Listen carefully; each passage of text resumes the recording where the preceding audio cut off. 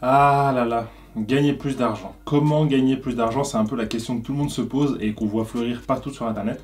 Et alors je vous fais pas la vidéo en costume, je vous fais pas la vidéo avec une coupe de champagne ou une Lamborghini derrière moi. Mais dans cette vidéo, je voudrais vous présenter une approche un petit peu différente de ce qu'on voit d'habitude. Et du coup vous détailler ma méthode à moi, qui est une méthode assez inédite en 2 étapes, pour que vous puissiez gagner plus d'argent. Bienvenue sur Comment négocier. Bonjour les négociateurs. Alors là, vous allez vous dire, c'est bizarre, d'habitude Fred nous apprend comment négocier, comment baisser ses dépenses, et puis là, il veut nous dire comment gagner plus d'argent. Alors attendez un petit peu, je vais vous expliquer. Mais d'abord, revenons un petit peu à la base de la chose. Tout le monde veut gagner plus d'argent. C'est un peu le souci que les gens ont au quotidien, c'est qu'on veut toujours gagner plus d'argent. Malheureusement, dans nos sociétés, l'argent dirige un petit peu tout.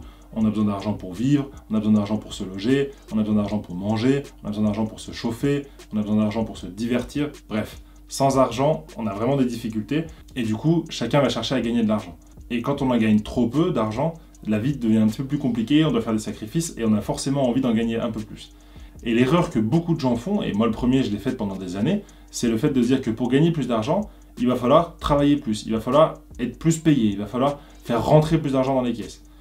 Et le problème que ça amène, c'est que dans ces cas-là, on va aller accepter un emploi qui est à 50 km de chez soi, alors qu'avant on travaillait à 5 km. Mais comme à 50 km c'est mieux payé, bon, on va aller là-bas. Sauf que ça veut dire plus de route, ça veut dire éventuellement plus de frais sur la voiture, ça veut dire plus d'essence, mais ça on ne le voit pas forcément. Parfois, quand on a aussi un nouvel emploi qui va se mettre en place, c'est plus de responsabilités. Donc c'est peut-être plus de stress, plus d'angoisse, donc ça veut dire après un mauvais sommeil, ça veut dire après peut-être des burn-out qui vont arriver. Ou enfin, quand on veut gagner plus d'argent et qu'on prend un autre poste qui est mieux payé, c'est peut-être avoir moins de temps, donc c'est augmenter ses horaires et avoir moins de temps. Donc un peu moins de temps, ça veut dire peut-être moins de temps pour les enfants, donc ça veut dire les mettre dans des solutions de garde qui sont un peu plus élevées. Donc en fait, ce qui se passe, et le problème de beaucoup de personnes aujourd'hui, c'est que quand on veut gagner plus d'argent, bah oui, on va faire monter le salaire, mais c'est que tous les frais fixes qu'on a au quotidien, ils vont monter aussi. C'est le cas aussi des gens qui doivent déménager près de Paris parce qu'ils ont trouvé un super job à Paris. Bah ouais, mais Paris ça coûte super cher. Bah ouais, mais on va avoir un super salaire. Oui, mais du coup, tous les frais montent. Donc en fait, c'est ça un petit peu que je voudrais vous dire, c'est que le problème qu'ont beaucoup de gens aujourd'hui, c'est que quand ils veulent gagner plus d'argent, ils se disent « Ok, il faut que je fasse rentrer plus d'argent dans les caisses ». Et moi, la méthode que je voudrais vous proposer aujourd'hui et qui est assez inédite, c'est que pour gagner plus d'argent, dépensez moins. Et je vais le redire. Pour gagner plus d'argent, dépensez moins. Alors ça peut paraître un peu idyllique, mais c'est vrai. Pour ça, je voudrais faire un parallèle avec comment fonctionnent les entreprises. Une entreprise qui fait beaucoup de chiffre d'affaires, c'est génial, mais il existe des entreprises dans le monde qui font un chiffre d'affaires énorme, mais qui perdent de l'argent tous les mois. Parce qu'ils ont des frais de structure ou des frais d'achat qui sont énormes, et du coup, à la fin, ils n'ont pas de bénéfices.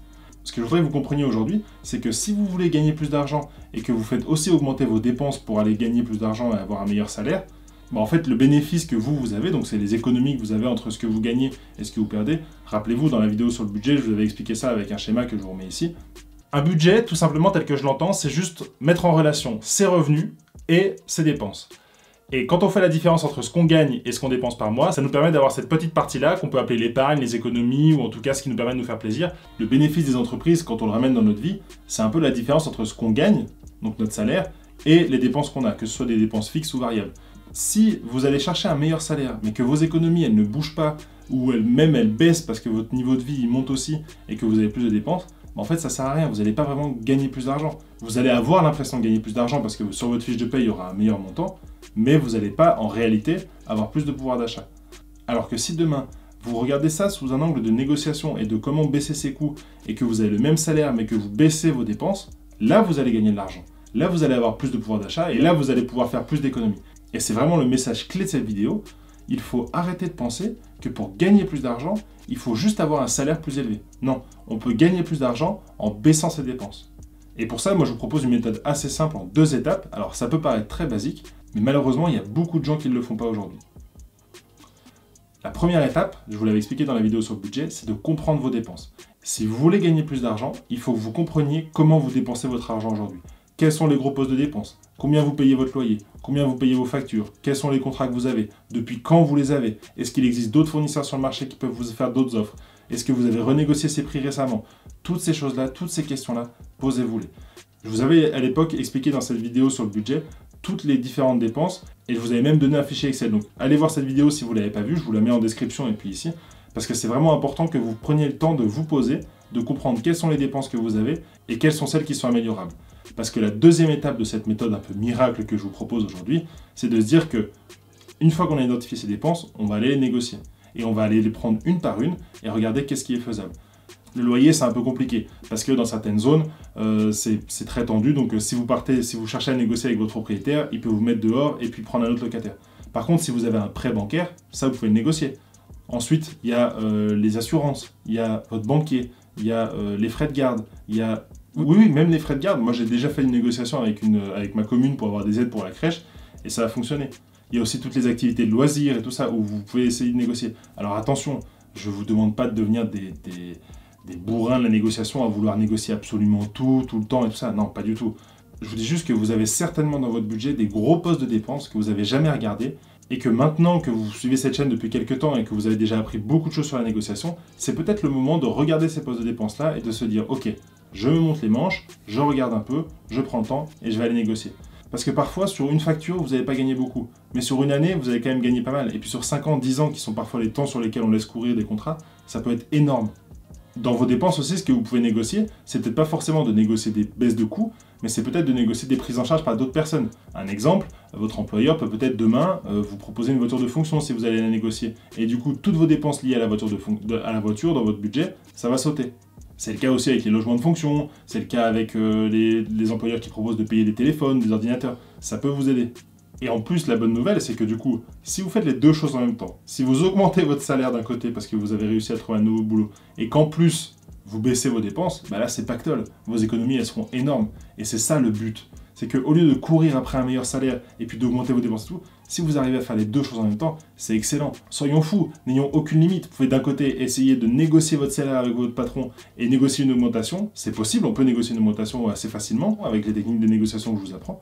Et puis si de l'autre côté, vous baissez vos dépenses, là, vous êtes le roi du pétrole. Voilà, je vous dis pas que c'est la méthode miracle, j'ai volontairement appelé cette vidéo de façon un peu catchy. J'ai volontairement voulu un petit peu surfer sur la tendance de comment gagner de l'argent, comment gagner de l'argent sur Internet, comment gagner plus d'argent. Mais voilà, ce qui est important pour moi, c'est que vous compreniez qu'aujourd'hui, dans la gestion du budget, on se focalise parfois un petit peu trop sur une seule chose, qui est le salaire, alors qu'il y a plein d'autres choses. Ce que je voudrais que vous reteniez de cette vidéo, je vais le dire une troisième fois, c'est que pour gagner plus, dépensez moins. Et j'ai volontairement traité ce sujet de façon un peu décalée, en essayant de vous parler de comment gagner plus d'argent. Mais voilà, en tout cas, pour moi, ça met en lumière tous les bienfaits que la négociation peut vous amener au quotidien, et comment le fait de savoir négocier peut vous permettre de à la fois jouer sur vos revenus, et à la fois jouer sur vos dépenses. Et si vous appliquez les techniques que je vous propose et les outils que je vous propose, je vous assure que vous allez faire beaucoup d'économies et que vous allez vraiment gagner en pouvoir d'achat. Et si vous êtes devant votre écran en train de vous dire « Ouais d'accord, il est sympa Fred, mais bon, pour lui c'est facile, c'est un expert de négociation. Mais moi comment je fais si demain je veux négocier une dépense ?» Je vous ai filmé une négociation que j'ai faite en direct avec mon opérateur téléphonique, donc c'est quand même une petite dépense. Ça m'a pris 1 heure et ça m'a permis de gagner plein de choses. Et surtout, vous verrez dans cette vidéo que je vous mets juste là, tout le détail de la méthode que j'ai utilisée, toutes les questions que je me suis posées, toutes les actions que j'ai fait avant et comment j'ai construit mon discours pendant la négociation pour essayer d'obtenir un maximum de choses. Je vous invite à aller la regarder. On se retrouve là-bas ou dimanche prochain et d'ici là, négociez mieux et soyez audacieux. Ciao!